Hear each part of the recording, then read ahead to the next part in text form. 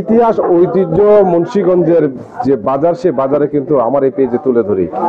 আজ রয়েছি বড় মোকাম বাজার, যে বাজারটি রয়েছে প্রায় 60 বছর আগে। এই বাজারটি পদ্মা নদীর ভাঙনের পরে কিন্তু এখানে অস্থায়ী একটি বাজার বসে, যে বাজারটি প্রতি সপ্তাহে কিন্তু দুদিন বসত, রবিবার আর বৃহস্পতিবার।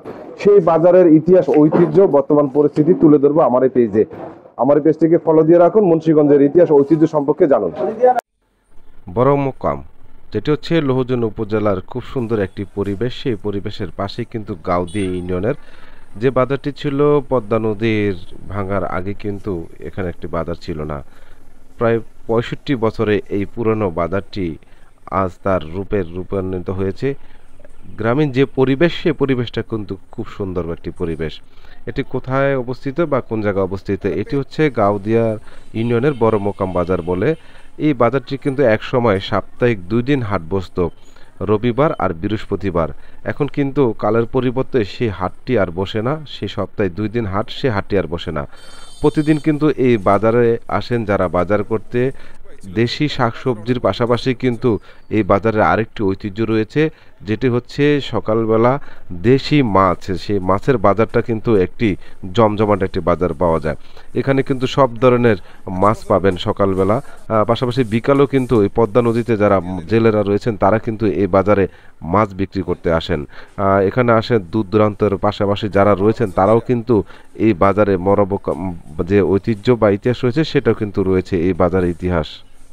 এলাকার নিজের জমির আমি কিনা রাখি বেশি। কিনা নেন না? আপনার বয়স কত হইব কাকা? এই কত 90-95।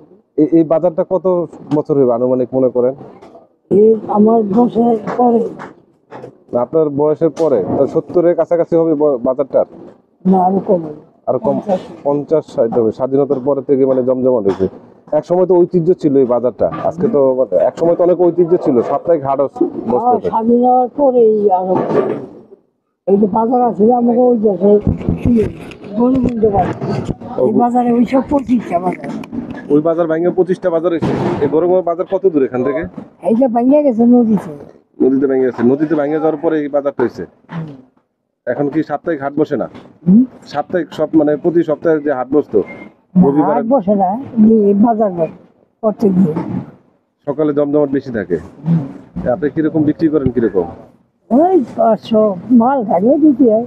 এইটা বিক্রি হয় 500, 200, 250, 300। কি করেন না?